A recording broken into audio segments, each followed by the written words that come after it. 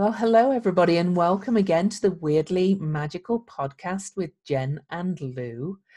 And for a change, I think I'm quickly going to do a little bit of housekeeping before we introduce ourselves.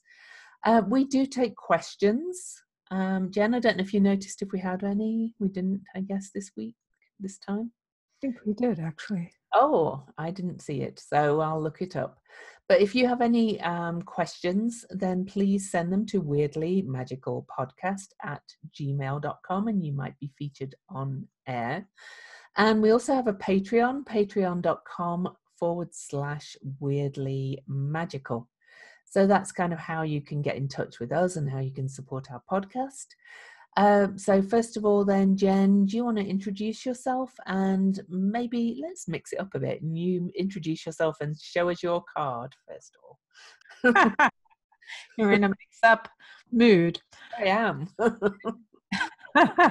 I'm Jen Duchenne of jenduchenne.com, and I am the creator of the Illuminating Journey cards and an Akashic healer, reader, teacher, and numerologist. And I help my clients to find their soul's choice, to free them from any of the restrictions that are keeping them tied up. And you have a card.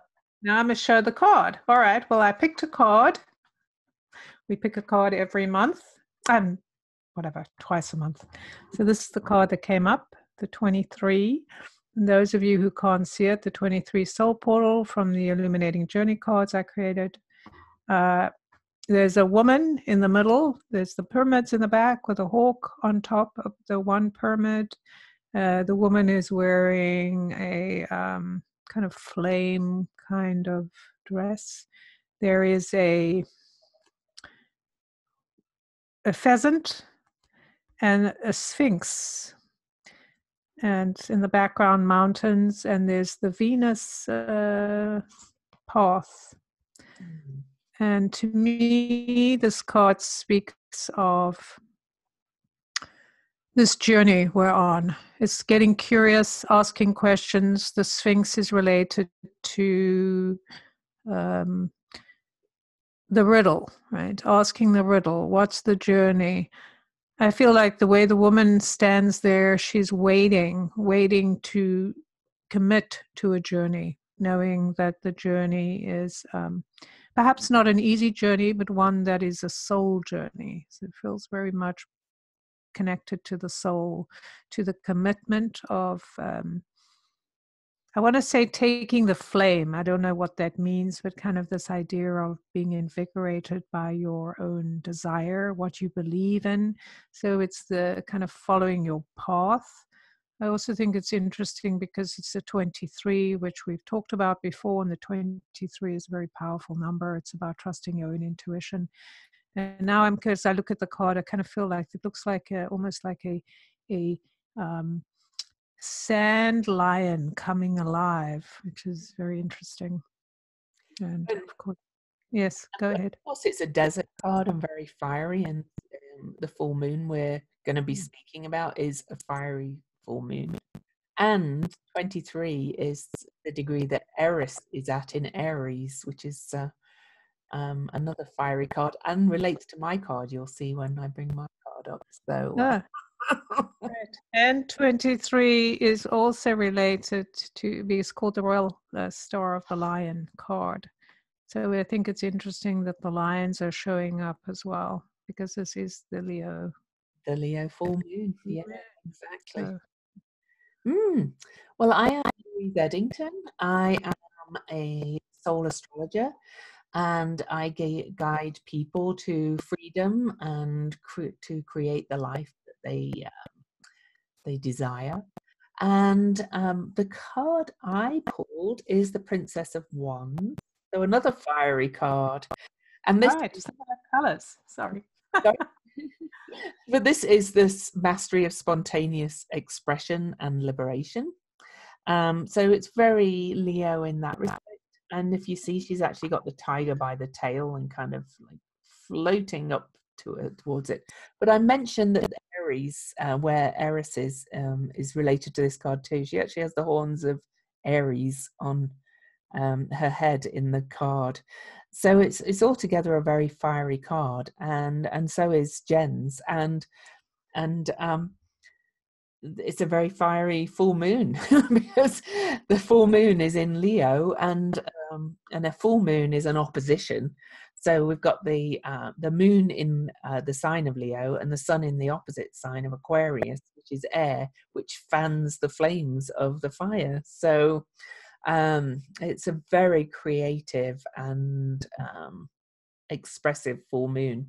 So to quickly just mention the details of the full moon, it's on February the 9th at 7:33 a.m. Universal Time, which is London time, and that is a Sunday, and it's at 20 degrees and 0 minutes of Leo and Aquarius. And the last full moon was at the exact degree as well, at 20 degrees. So we often find these repeating patterns when we're going through major times of change. This full moon is not making any aspects to any of the main planets, but it is forming a T-square to Vesta over in Taurus. We'll talk about that. It's also aspecting Juno in Libra by a trine aspect to the sun and a sextile aspect to the moon. Other things of note in the full moon chart are that Pallas Athena is on the south node in Capricorn, and Ceres is exactly square to, Ceres will be in Aquarius. Right now, as we record, she's at the last degree of Capricorn, and she's going to be square to Aquarius modern ruler, Uranus in Taurus. And we also have, as we record this, Venus is conjunct Neptune in Pisces, and Lilith is conjunct Chiron in Aries. And by the full moon, they will have swapped around. So Lilith will be conjunct Neptune in Pisces, and Venus will be conjunct Chiron in Aries. I think that's everything. Oh, Saturn is going to be on the full moon, is at the degree that he will station retrograde at in May. Was that right? Yeah. Yes, 25 degrees. Yeah. So he's pretty much slowing down already. So we've got lots of things to talk about around that. So and we do have a question. Jen was right. We'll get to that after the end of this. And that's also got a lot to do with the 2s and the 20s and things. So but let's look at the numbers for this full moon, Jen. Yes, I was just going to make the note that all planets are going forward until the 17th, right? Yep. Mm-hmm. Until Mercury turns retrograde. Right. So a rare opportunity to be in movement. Mm. So what's interesting about the numbers? First of all, we are in 2020, right? So there's a lot of 2s there. February is a 2 month. And of course, here we have the second 20-degree moon in a row, full moon. So there's the 2020, January, February 2020. That's so interesting. Now, I've probably mentioned this before, but the 20 is the number of what they call the awakening. It's an opportunity to move from one plane or understanding to another, so to up level. And I think that speaks very much to the cards we both pulled, which is about this idea that you can fire yourself up. And the way these numbers are speaking to me and this chart here is this idea that we are firing up a part of ourselves that has been hidden, that has been cloaked or not being allowed to come forward. So it's not our normal egoic type of energy, but this is a much more universal energy of being fired up with our truth being brought into the now. What's so interesting about it? Okay, so here we have the 20s. We're having this on the 9th day. So the 9 is about endings. And not only about endings, ending of an old cycle, an old way of being, it's an ending of our ego in some way, because 9 relates to the ego. The other part that it relates to, which is really important, is this idea of coming into the fullness of our passion, feeling our feelings. 9 is the number of the highest level of emotions. So the 3, 6, and 9, those are the emotional numbers. And having the 9, that's the highest one, where we gain the wisdom of our feelings, if you will. So by moving or burning off the fuel of our ego, of needing to be important in the world, or to look perfect in the world, or people not to judge us, and to move beyond that into that higher plane of expression, self-expression, which is expressing ourselves to the world as some being or person that has the right to express ourselves and not have to hide behind something. So here we have that 2, that 20, that raising ourselves above the energy of what we have been, coming into a new level of being. With the 9, letting go, and this idea of being in balance, because 2 is about being in balance. It's about speaking our truth in a way, diplomatically, without worrying about offending others. And we can be kind, we can be aware, and we can speak our truth. So it's something we can see that's happening in the world outside of us, where people are standing up for themselves, standing up for what they believe in. It's about being in integrity, in balance, but not giving in, like not letting somebody else decide for us, but speaking our truth and just going, this is what it is. And we don't have to yell or push, but we can be very connected to that truth. Yeah, and of course, the astrology always kind of ties into it, but putting kind of it into my own words astrologically, it is a Leo full moon, and so a full moon means that the light of the moon is at its strongest, it's full, so to speak. So when we see it, we're seeing all of the moon's light, even though it's a receptive body that is reflecting the sun's light. We're always pulled to the moon on a full moon is the point of that. And a Leo full moon is very much led by the heart, led by joy, and led by love, basically.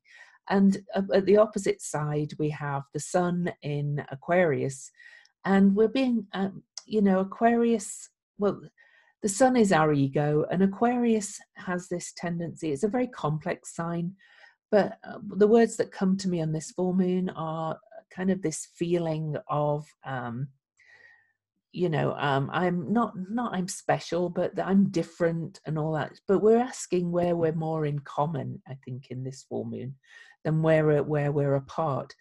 We're being asked to let go of this egoic idea that we are really different in some way.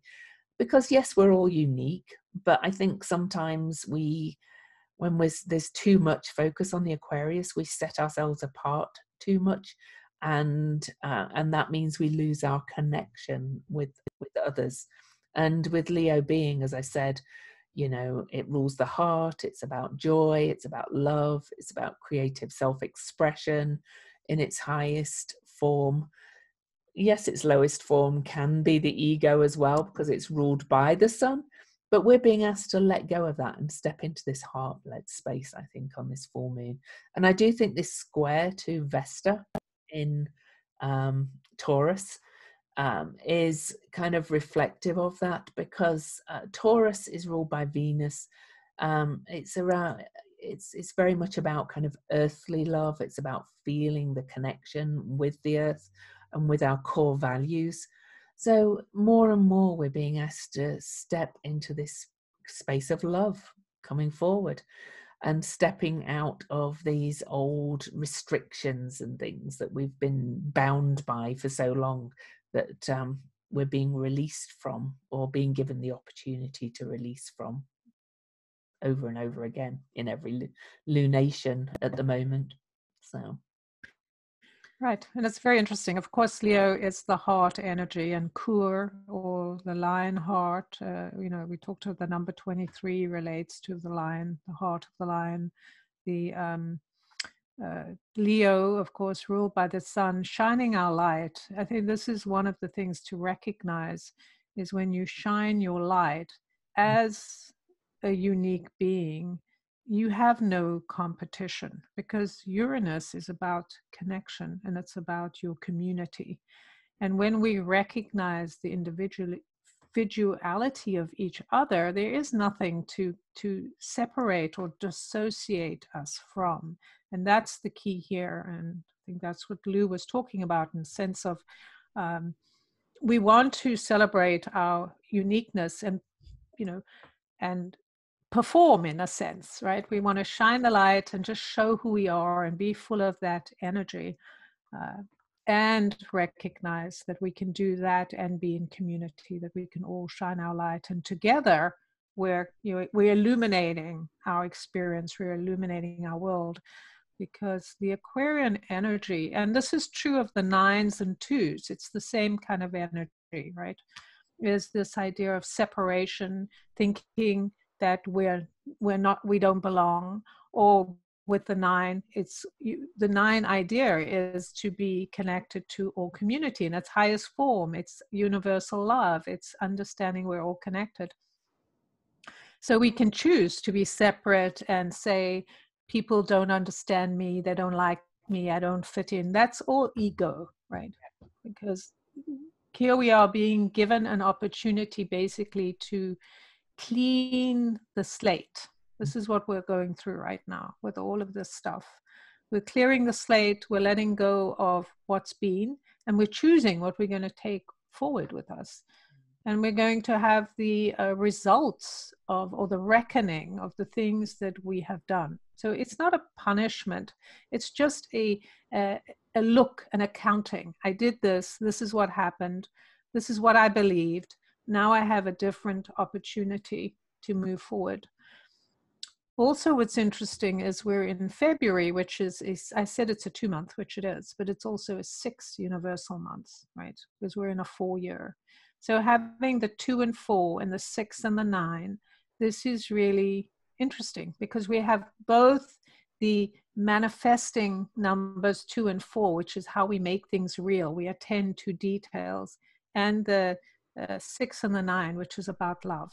Loving our family, connecting, loving what we're creating, coming from a place of love. And then the 9, the higher octave of love and wisdom. And, I think that our greatest wisdom comes from how we express love, because the Aquarian age and the Aquarian energy we have here is about inventiveness, coming up with new ideas.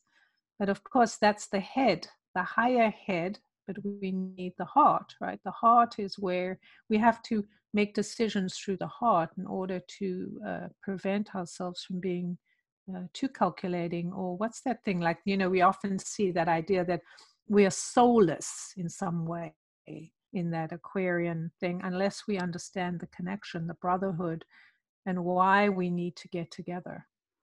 Yeah, because the highest form of Aquarian expression is real brotherhood, but as I said, as we're demonstrating, it's a very complex sign.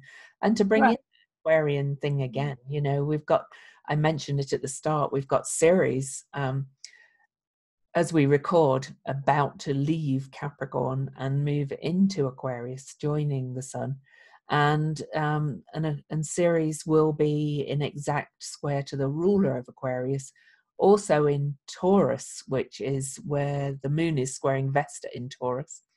Now, Ceres is associated with, the natural cycles of the earth, the natural cycles of life, of, grief, forgiveness, birth, and having, the family, letting go. There's so many. She's a very fascinating energy. And she has just come, Ceres has just come, she's following the sun from this mass conjunction we had in Capricorn, where all the rules and institutions that we've been living under for centuries are kind of collapsing, or our attachment to the outside rules is collapsing. But Ceres moving into Aquarius is going to kind of be a real shift, a real freedom of breaking patterns. Aquarius is a very pattern breaking sign as well, because it can see the new patterns. There's a lot of new patterning in this full moon, I think, and the fact that Ceres will be squaring the ruler of Aquarius, Uranus, in Taurus. There's a lot of association there with how we associate with the natural world, with nature, with eating foods in season, for example, things like that. I think we're being asked more and more to kind of return to being in flow with the natural world, rather than the attachment to these man-made rules that we've been living under for centuries, as I said. And I kind of think that square is really going to push us to do that more and more. You know, we're beginning to realize that buying, avocados grown in, I don't know, South America or somewhere, wherever, it's probably not that great for the environment. So people are starting to realize, to shop locally, farmers markets, all that kind of stuff. That's just one example. I think we're going to be seeing the new patterns, seeing the way forward. Both Aquarius and Uranus are very futuristic energies. We can see where we need to go. I think that square is really important in this full moon as well. Before I just let Jen dive in again, I'm glad Jen mentioned that planets are all direct until February the 17th, when Mercury turns retrograde, because I'm offering a free Mercury retrograde class, and I will put the link in the podcast. I'm not going to go on about it. I just wanted to mention it to everybody. So come join me in the free class. But Jen, what's your take on that the 3 degrees that Ceres and Uranus are squaring at? Well, I was just reflecting on the fact that I had mentioned the 6 and 9, and then here we have Ceres and Uranus at the 3 degree. And the 3 degree is about the love of self or self-expression. So it's really important to understand that, right? That in this equation, as these things break down, that our experience will probably be more challenging than we expect, because we are breaking away from ego. And when we're breaking away from what is rigid, or the systems and patterns that have kept us what we call safe, or, if I follow the rules, I'll be safe.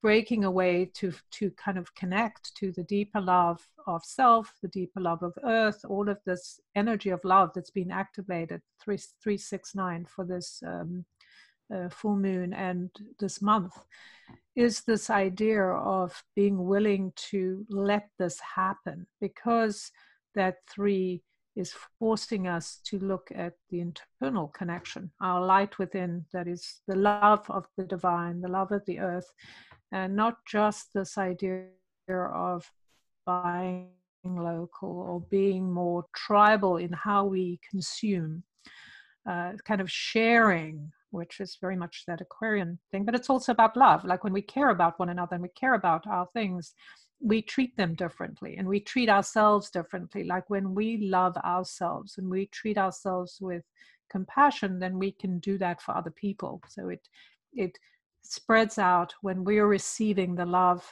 from the universe. For me, what I feel like about all of this Ceres and Uranus, and even the Vesta, I mentioned, this energy is something that is it's moving us, like shaking us up, like, and shaking up our complacency of, oh, this is how it goes, and it's going to be, this is the reckoning time. So it's the earth speaking, the universe speaking, and kind of, it's like the image I'm seeing, the Akashic Master is always showing me images when we do these things. But it's kind of that picture of like a man's voice, even though I know it's not God per se, is not a man, but I see this kind of picture of this kind of guy with his like voice shouting, you know, like it's like a river coming, like a waterfall coming out of this face. Could be a woman too, you know, just like coming out like this,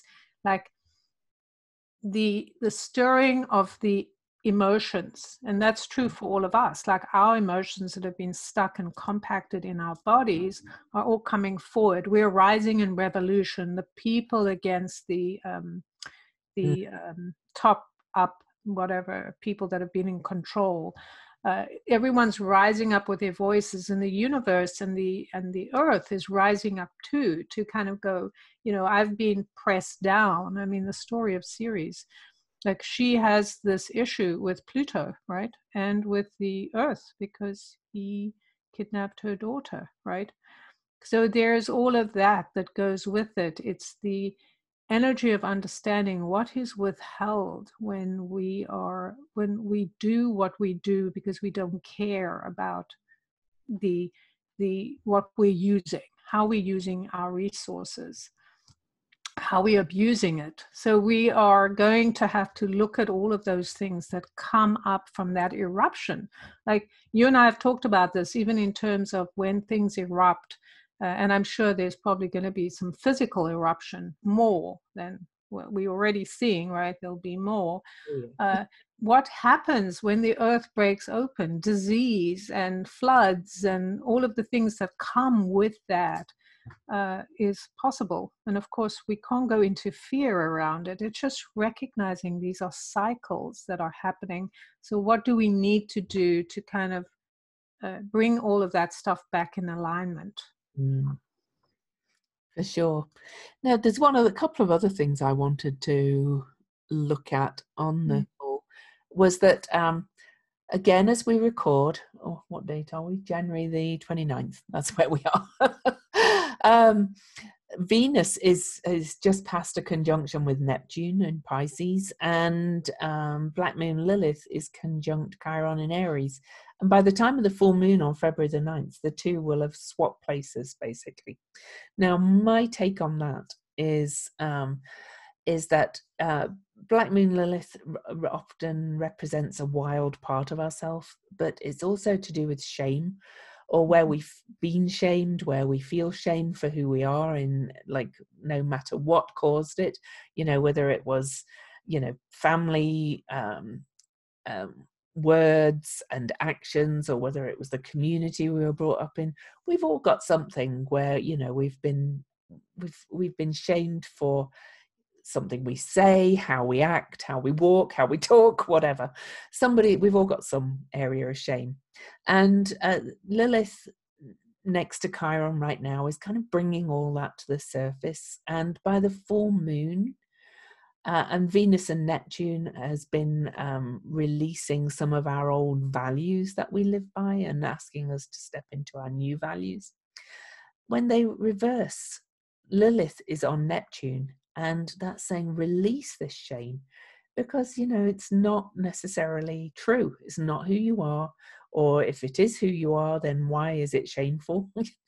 Just because maybe somebody said or laughed at you, or said, you know, you do this wrong or something, that doesn't mean it's anything to be shamed about. So this is a big release of shame.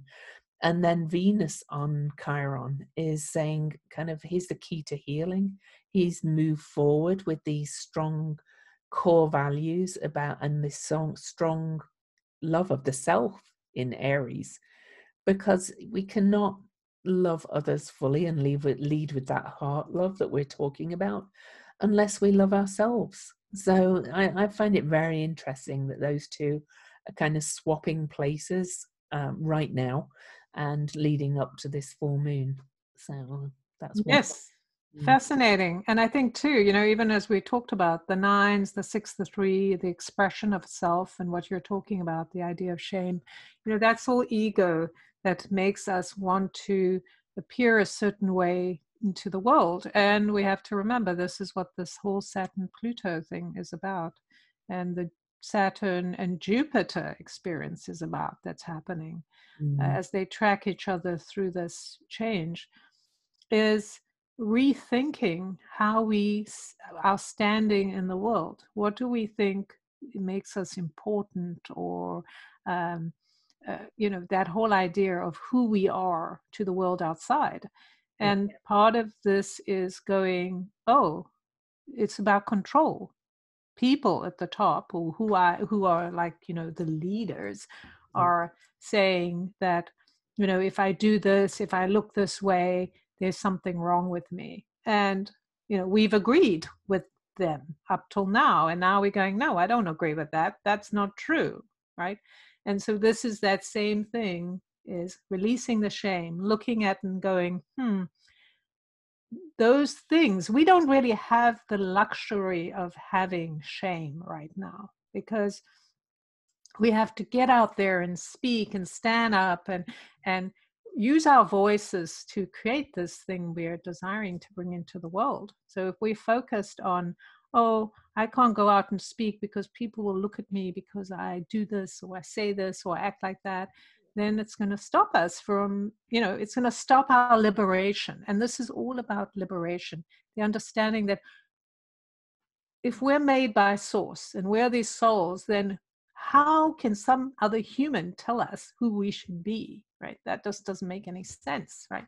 We must connect to source. We must look at nature. Nature does not reject anything, really, right?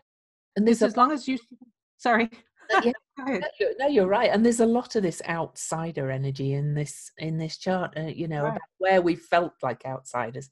Eris was an outsider, and she's still in square to Pluto, and Pluto is, astrologically, to my mind, is really kind of excavating that outsider status and saying, you don't have to be an outsider just because, you've had these messages and your ego's going, oh, well, I talk like I talk like this, so I don't do a video, or I walk like a duck, so I don't do this, or whatever.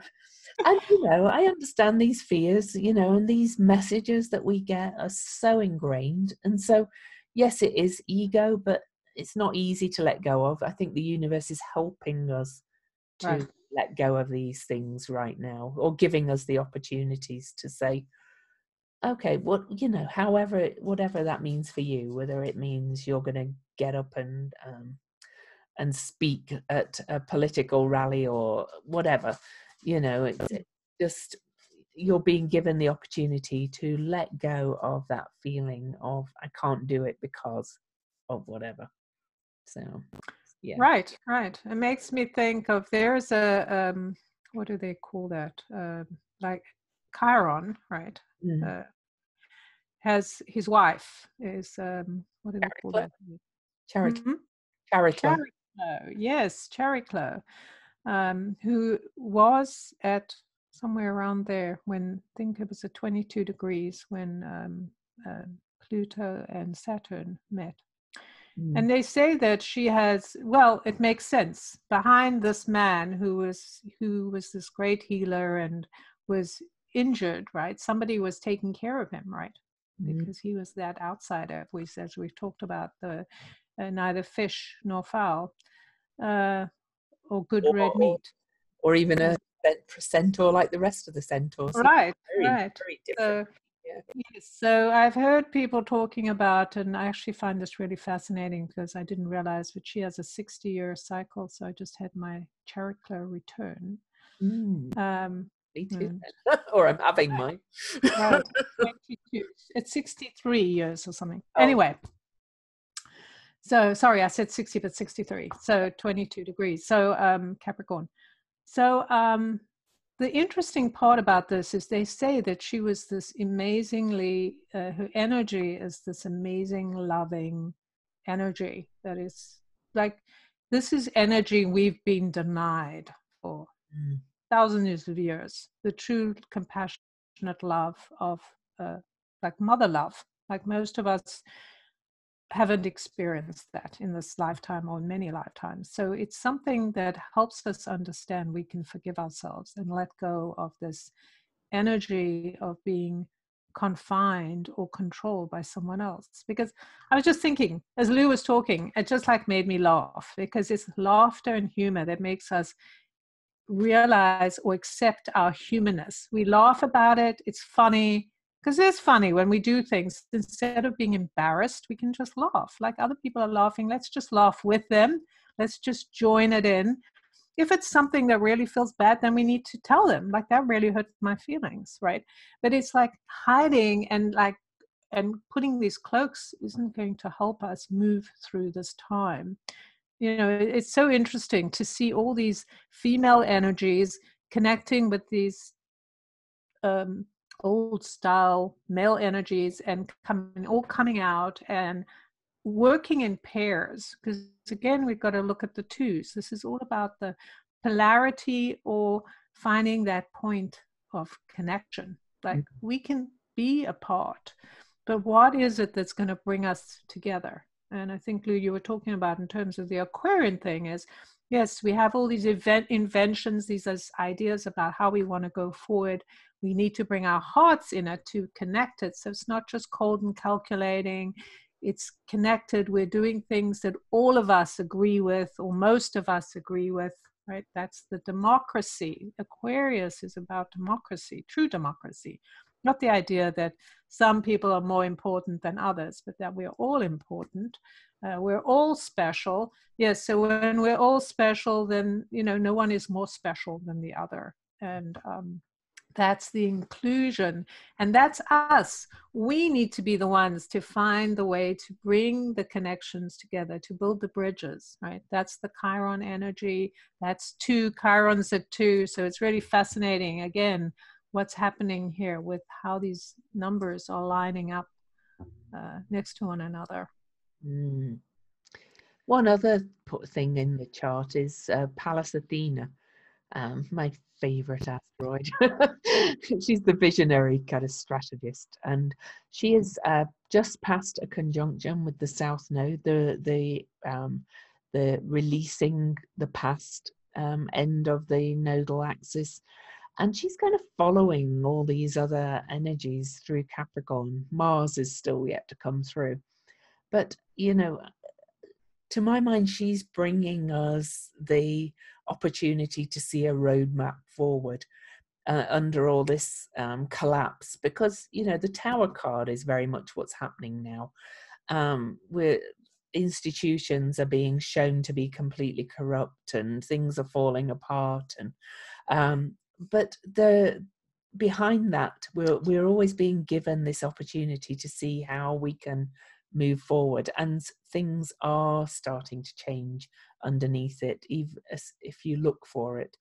You know, I look even at just, for example, the impeachment trial at the moment that I've not been watching, to be honest, because who has time to get through all that? But yeah, you know, especially when it's when it's what? Sorry. Yeah. Some of it is fake. I mean, when you're hearing fake, yeah, and it's all just arguing over whose version of the law is right, of the Constitution. So it's not, anyway. We're not hearing anything evidence, but it's, to me, that's emblematic of the fact it's showing up that our systems are breaking down. They no longer work. We no longer have these checks and balances and separation of powers and all that kind of stuff in the United States. This is not about any one person. It's not about this president.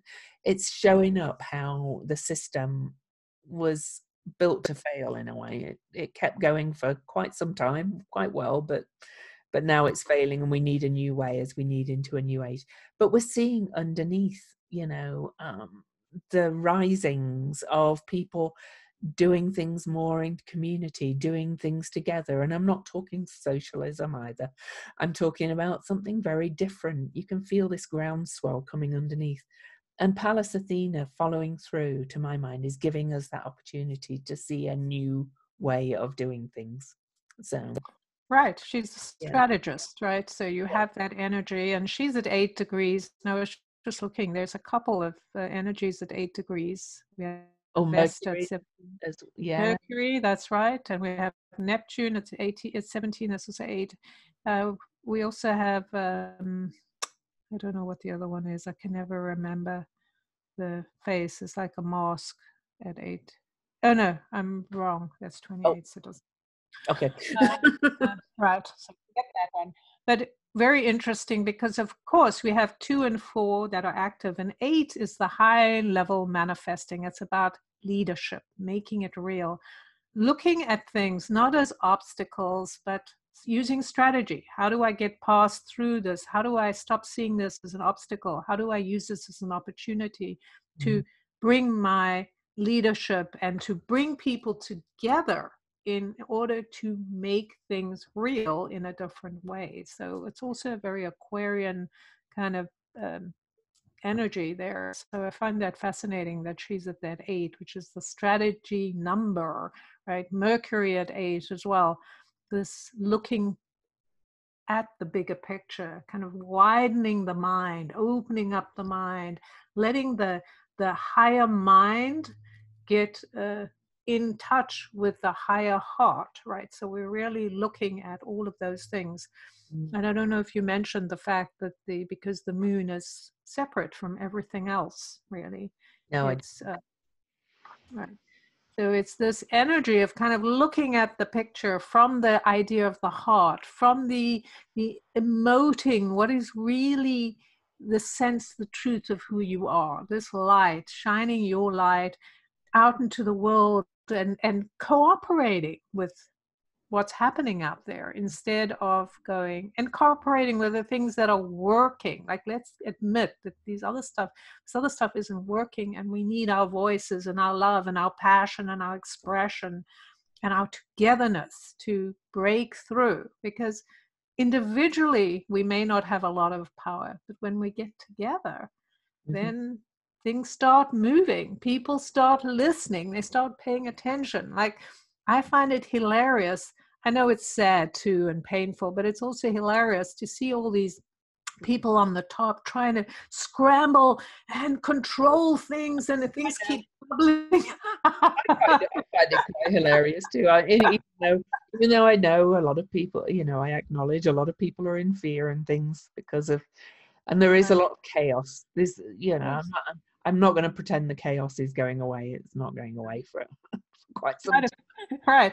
Well, as long as Pluto is staying in Capricorn, we've got a couple more years of that. Uranus in Taurus, we know it's shaking. These are earthquaking times, right?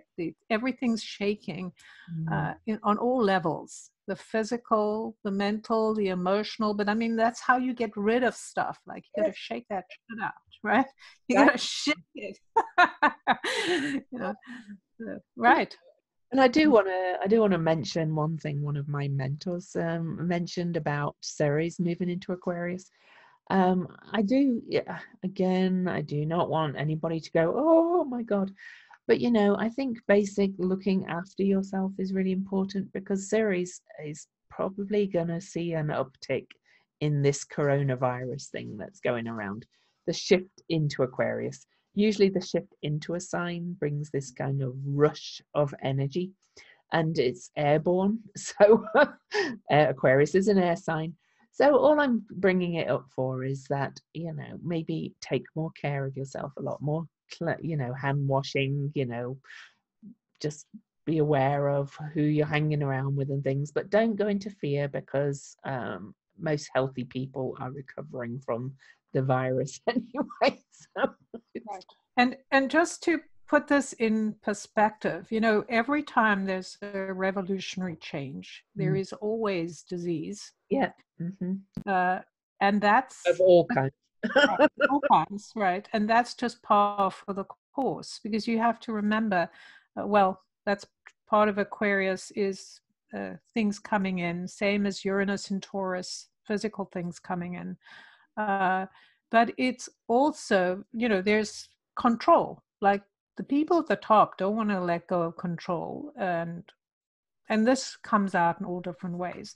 But the more we connect to our heart, the more we're in spiritual health and physical health, the less likely we're going to be swept off with it, right? So it's like any of these things doesn't care about how much money you have.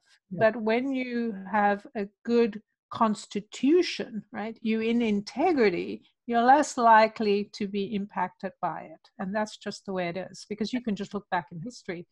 There were diseases and people would go in and help and nothing happened to them, right?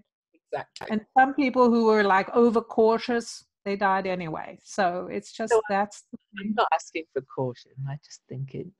right, caution. Yeah. It's just, And this series is about, the food cycle. And if we think about how this coronavirus or how they think it started, although some people have got these major conspiracy theories, but it's probably from the treatment of the food cycle that it's come. So we're being asked to look at that. So we're just being dis-ease itself always has a lesson in it. What do we need to learn from? And maybe the thieves, they have the thing called thieves oil. Yeah. It's supposed to be good for, that's what they use. There's all kinds of natural. Well, you know where it comes from, the story of the thieves, or why they call it the thieves oil? No. Because they would go and the thieves would go and steal stuff off the dead bodies, and they would put this oil in them to protect them so they didn't get sick. There's different things. I'm not saying that it would work, but it doesn't hurt to check it out. And I've got some flu-y symptoms myself today, and I'm on the apple cider vinegar and the garlic and the ginger and like all those things. Like, why not try it? But it's just like, have a sense of humor and a sense of lightness about all of this. Because if you believe that your soul is here on a journey, and that if it's your time, it's your time. I mean, I know it's painful when people we love die, or when we think we're coming to the end of our life. But I think putting so much emphasis to the idea that I don't want to die, or I don't want other people to die, stops you from living. It's just I agree. Yeah. Understand. In one of my first jobs, I used to work with this guy, and I used to get along with him. He was an older guy, and he used to sit there regularly, and he'd suddenly go, "There's one sure thing in life, death." You say it all the time, but it always stuck with me because he's right. There's one sure thing in life: we're all going to die. And every day we're dying in some way. As we let go of old ideas, we're dying. There isn't just one way of dying. It's like we're hanging on to things that we don't need. And that's what happens a lot of times. People work their butts off and they say, I'll relax and enjoy myself when I retire. And then when they retire, they have bad health. And then they die and they don't get to go and do the things they said they would. And that's because they put their living on hold. Yeah. When you get to this place, when you're inspired to live from a place of love, and you're not so worried about what it's going to get you. Yeah. Your life is full and you don't have any regrets when you die. Is that live like you're dying? That's the expression. Right. I just posted a quote because I heard Trevor Noah saying that love what you have and you will have what you love. I like that. I like Trevor. I do. I do. My countryman, he's amazing. But he's a good guy. He's a good guy, and that's very true. Like, love what you have. Just enjoy this, right? And enjoy the fact that you can let go of some of this old shit. Because we have to look at this Pluto, Saturn, the Jupiter thing, all of that. It's so fascinating. The Pluto, Saturn, and Jupiter, right?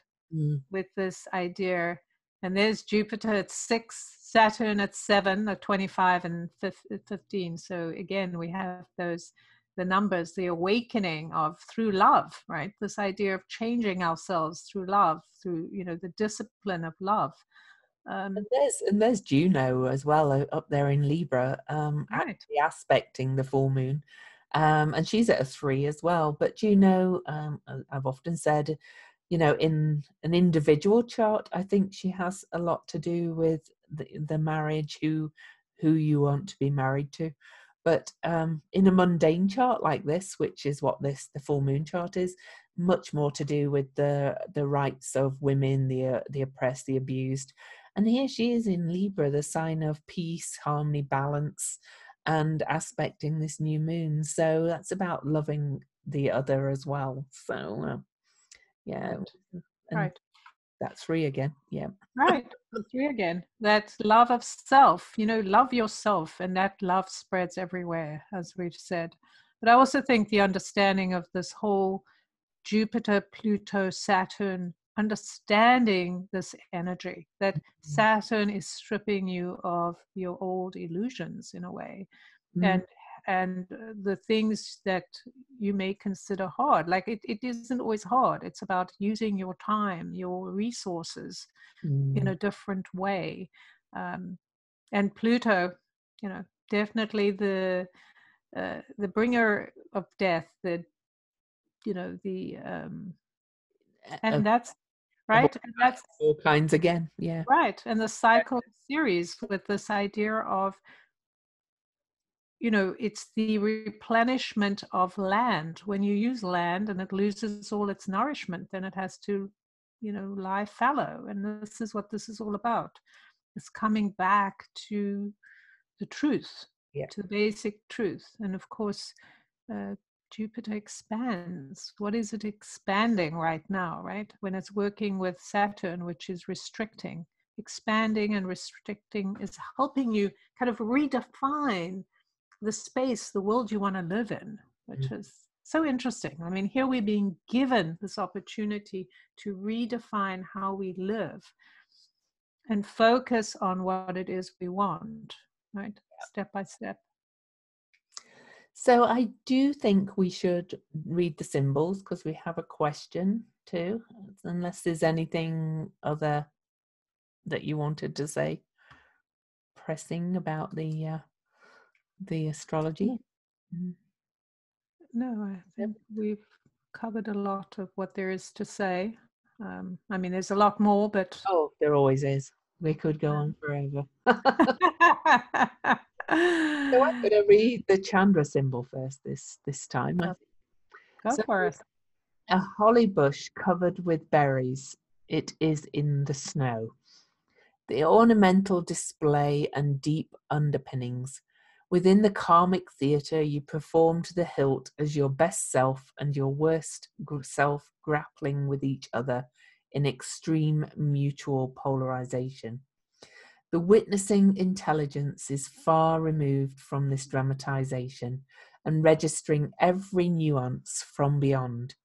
Within the precincts of the drama, there is also a compulsion to go against form and show the other side, against what is expected or assumed. Yet, as the observer beholds this very compulsion, it is minor and trivial, only a personality quirk. The inward wisdom drives you, the karmic performer, to outdo yourself in switching and reversing polarities. But ultimately, you are not amused and archly await steps towards maturity and the dawning of ability to see through yourself on the spot, which is a very difficult and advanced state and the only one that inspires and urges onward this quixotic combination of outward entrapment and inward fair witnessing with the utmost dispassion. Wow, that's really dense. It's like, but I think it goes a lot to what we've talked about letting go of that ego of feeling different, yet being able to step back and maybe see it. Um, there's a lot there.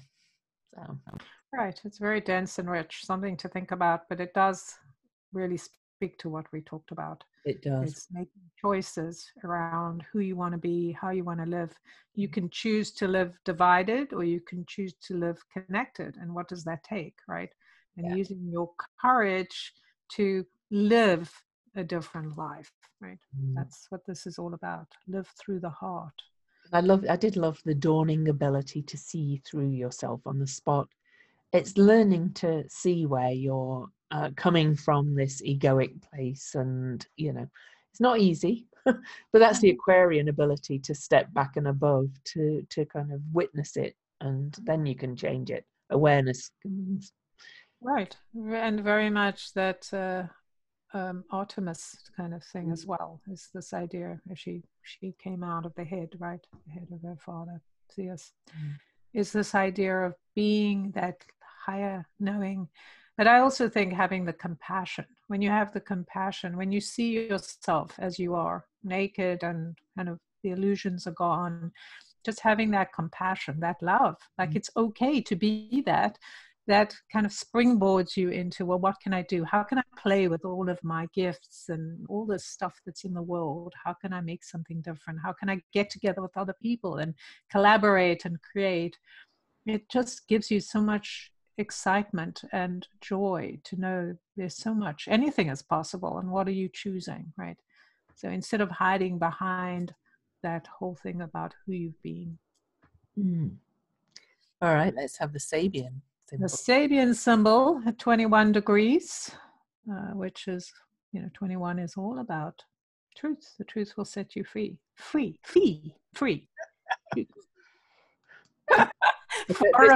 This symbol makes me laugh. I'll let All right, so this is hilarious. Okay. Intoxicated chickens dizzily flap their wings trying to fly. In case you didn't get that, it's intoxicated chickens dizzily flap their wings trying to fly. You can read. The often negative and at times ludicrous, thank you, ludicrous first experience with spiritual teachings. So in Near Eastern symbolism, wine, intoxication, and vineyards always refer to ecstatic experience, into the contact with mystical or occult schools. Chickens here suggest that we are dealing with human beings who are the standardized products of their culture and more or less undifferentiated specimens of social norm, brought accidentally or prematurely to a mystical or occult experiences. They usually react to them in a highly confused and dizzy manner. Oh dear. Jen's had the laughing gas. What reacts in them is the ego, and the ego can never fly. That is, the experience spiritually transcendently realities in an effectual manner. So you can't effectually transcend with your ego. Effectual, that is, by the way. Yeah, effectual, right. Yeah, just the first symbol. Okay, so that is the food may be intoxicating, consciousness expanding, but the inner openings lack depth and constructiveness, whether or not they produce what appears to be wonderful feelings.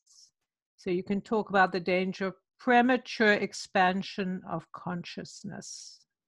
That speaks to me, some of this talk of awakening and I'm awakened or enlightened. Right. And that's this kind of stuff, it's a lot of it lacks depth. Yes, I think that's really true. Like, we have to not get ahead of ourselves on our journey, right? That's egoic, to start talking about all these things and naming them and telling people we're there and somebody else isn't. We don't even know what it is. So exactly. let's just let's flap our wings and enjoy it. And as we do it and become more conscious of the love expression, we'll settle down. We won't feel so dizzy, right? I think it's so interesting because we're in such a fascinating time. Like, I can look at myself and say, yeah, I've been on this journey for 10 years, but you know what? I'm still learning things and I'm still going through. I went to an event on Saturday night. Mm-hmm. And it was amazing. It was a sound thing. And then the next day, I was like completely useless. Because I was, cycling up. Yes. And I was just like, you're like, oh, I'm on top of the world. And then you're like, oh, shit, I'm on the bottom of the world, right? You have that post-event crash. Right. And then I felt great the next day, but still, right? It's like we don't really know what's going to happen. So to act like we're like, oh, I'm full of it, I know everything, that's total bullshit. And you're going to miss things while you're thinking how great you are, right? And it's putting yourself above others as well again. So you're losing that heart connection. So Right. And that whole polarity between head and heart, if we're going to be creating things, we want to invent things, remembering our human connection, remembering the heart, remembering the love, right? We don't want to just invent things for the sake of invention. We want them to be heart-based. So we're ready for the question because we're at the hour. So let's go on to that. So this is from Rihanna from Hawaii. And she says her love and I are to be wed on February the 20th, 2020. Would you speak to the numerology and astrology of this day? So, well, Jen said quite a lot about the 2s and the 20s already. I don't know if you want to add anything else, Jen? Right. So let me just think. So I think it's fascinating that, this 2020, well, 2020, 20 on 2020, 2020, there's all those fours, and that's how many fours? I mean, twos. It's 1, 2, 3, 4. 4 twos, so that's 8.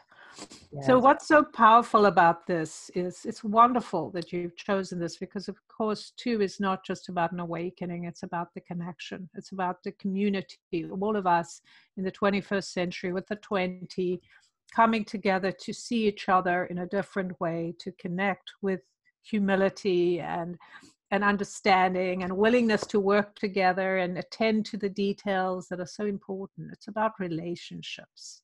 So it's wonderful to get married on this date. What I love is that it speaks to the 2, 4, and 8, which is about making it real in this world. Like we have all these ideas that we have thought about and idealized all this time. But we want to bring those ideas into our heart. And this is how we do it through the 2, 4, 8.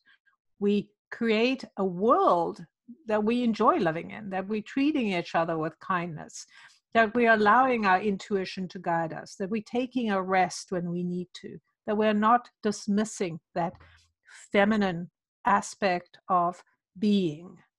So that's really so beautiful. And the 2 and the 4 and the 8 allow us to ascend to a different kind of leadership, to see the big picture and to do all the actions of the smaller picture to build a new world. So yeah. Jen, I'm just going to share the chart for those that are on video so Jane can see it too.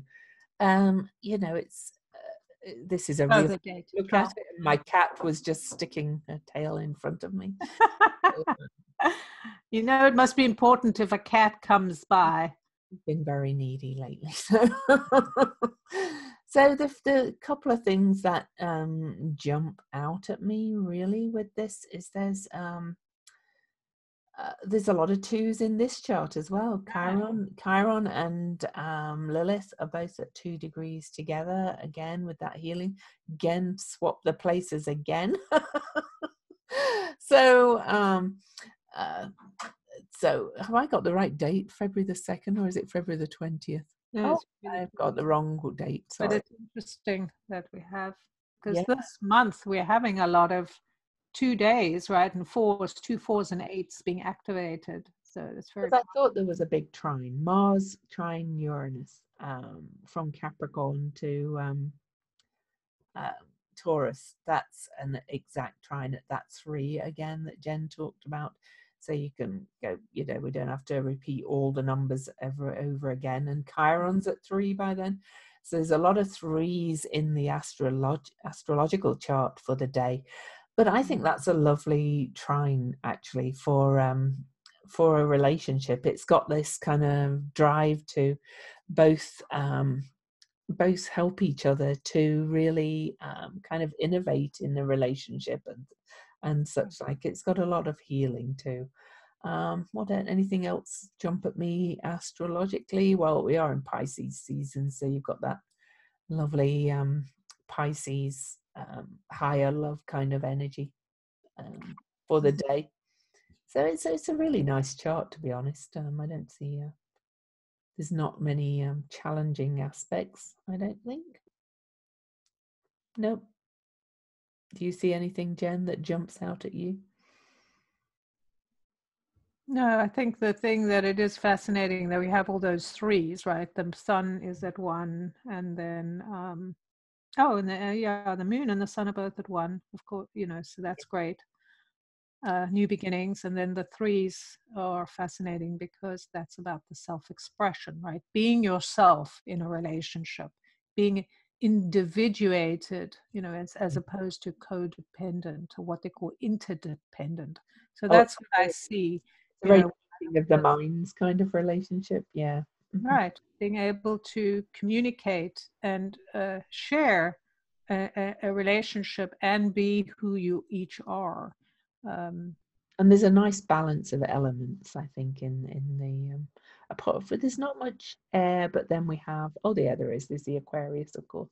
Right. Yeah. So yeah, I think it's a